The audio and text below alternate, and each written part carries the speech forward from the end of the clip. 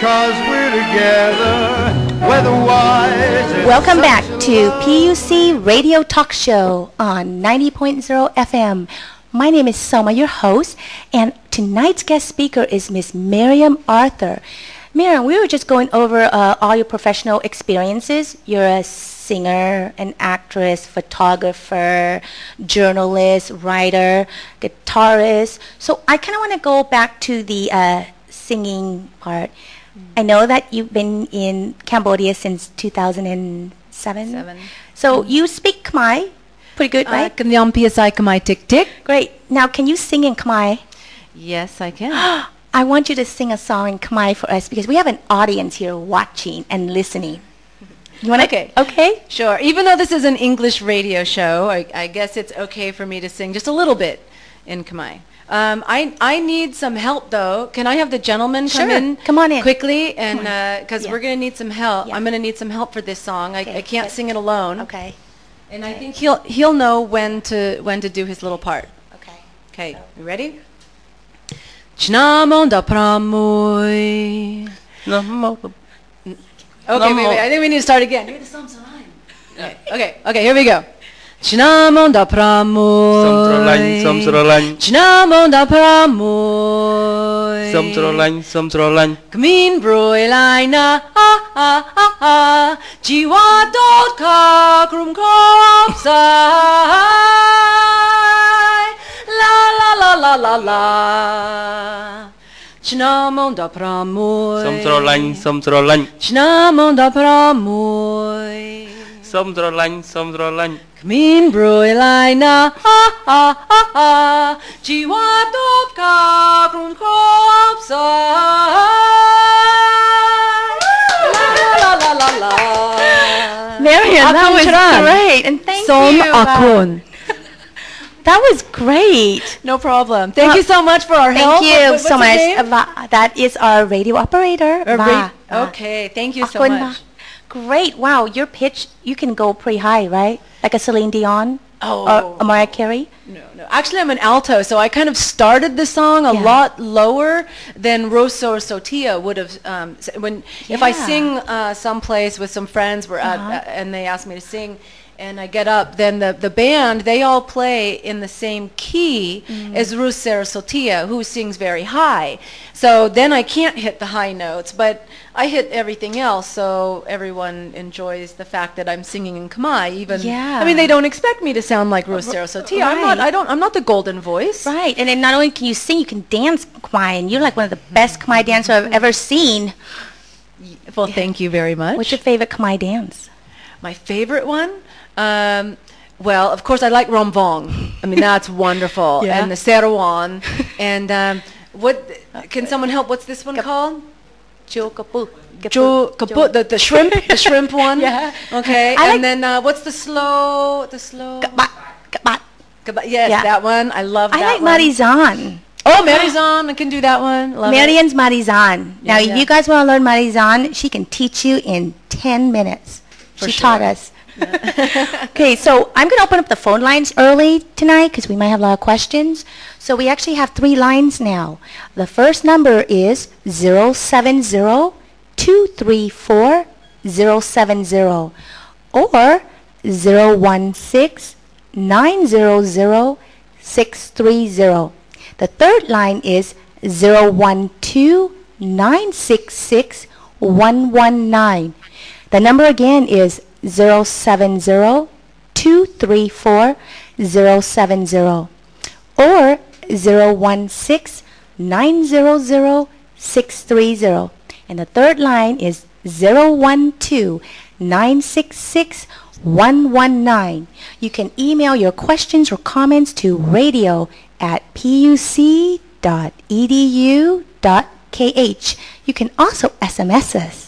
So we're open until 8:30, the phone lines. So the next topic I want to talk about, Mariam, is what's very dear to you, Sombo the elephant.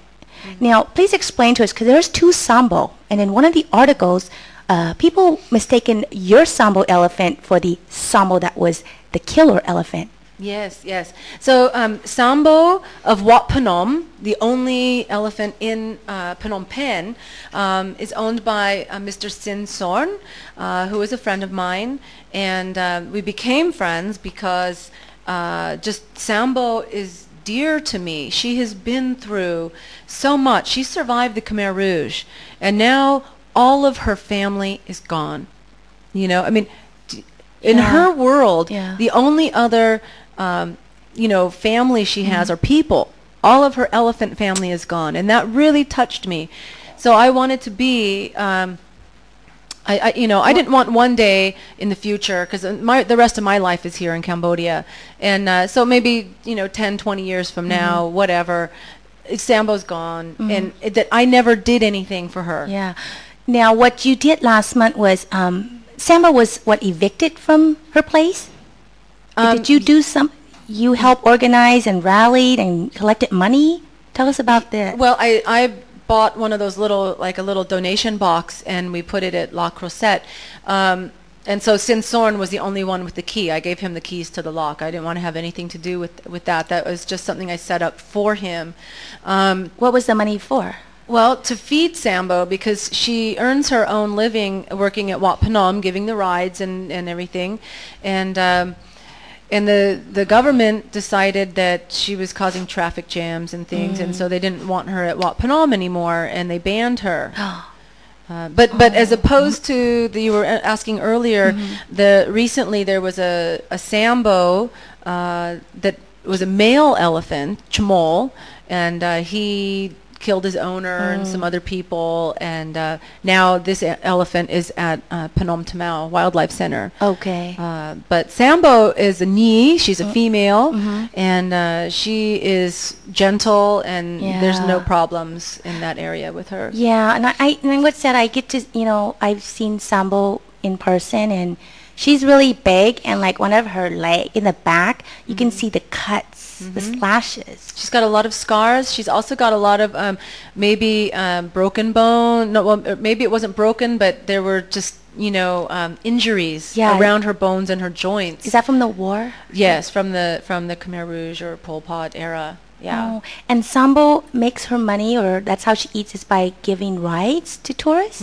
Yeah. But fortunately, because I've been rallying for Sambo to have a permanent home for a year prior to this banning from Wat Phnom that happened.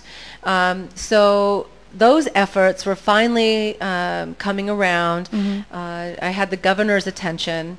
I had several other ministries in the Royal Palace that were all interested in this, and they were saying that the right person to do something was the governor. So we appealed to the governor.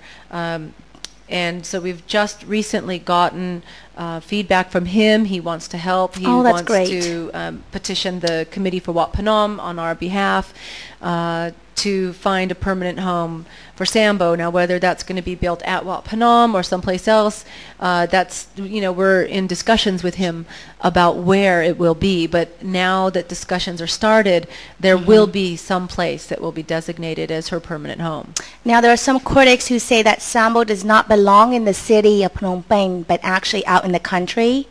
Yes. Do you agree on that? Some people do believe that, and I respect that opinion.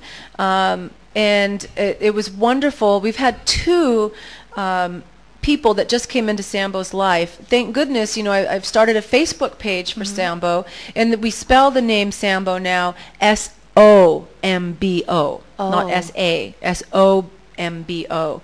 So Sambo, two people. One is a man from Australia, and his father recently died and loved elephants and had been to Cambodia and also loved Sambo. And so he pledged for 1 year to donate money for Sambo's food. So she never has to worry about being hungry, at least for the next year. What does Sambo like to eat? Well, she loves bananas. Oh, really? But yellow ones, green ones? Yellow bananas. Oh. She gets a lot of her roughage and like a hay from the stalks of the sugar cane. She loves carrots and lots of vegetables and fruits, but she definitely has acquired a sweet tooth. Like what? Ice cream? Well, no, I mean like the fruits are sweet. Okay. Yeah. I mean, does Sambo eat human food sometimes? Not No? really. I mean, Okay, like fruits and vegetables and hay. And Yeah. now Sambo's working every day, right? Giving rides. Well, Soren's very protective of her health, and if he feels that she's feeling not up to par, that she's a little tired, he just won't have her go that day. And if she's tired while she's at Wat Phnom, he'll have her finish early and go home early.